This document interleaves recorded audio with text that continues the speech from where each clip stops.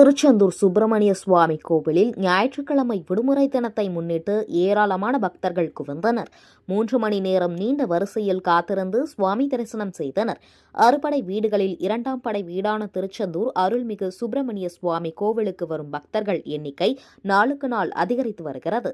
திருவிழா நாட்களில் லட்சக்கணக்கான பக்தர்களும், விடுமுறை நாட்களில் பல்லாயிரக்கணக்கான பக்தர்களும் சுவாமி தரிசனம் செய்கின்றனர். இந்த நிலையில் இன்று ஞாயிற்றுக்கிழமை என்பதால் கோவில் நடை அதிகாலை 4 மணிக்கு திறக்கப்பட்டது. 4:30 மணிக்கு விஸ்வரூப தீபாராதனையும் 6 மணிக்கு உதய மார்த்தாண்ட அபிஷேகம் நடைபெற்றது. தமிழகத்தில் பல்வேறு பகுதிகளில் இருந்து வந்த ஏராளமான பக்தர்கள் அதிகாலை முதலே கோவில் கடல் நாளிக்கிணறு புனித தீர்த்தத்தில் நீராடி ரூபாய் 100 கட்டண தரிசனத்திலும் பொது தரிசனத்திலும் சுமார் 3 மணி நேரம் காத்திருந்து சுவாமி தரிசனம் செய்தனர்.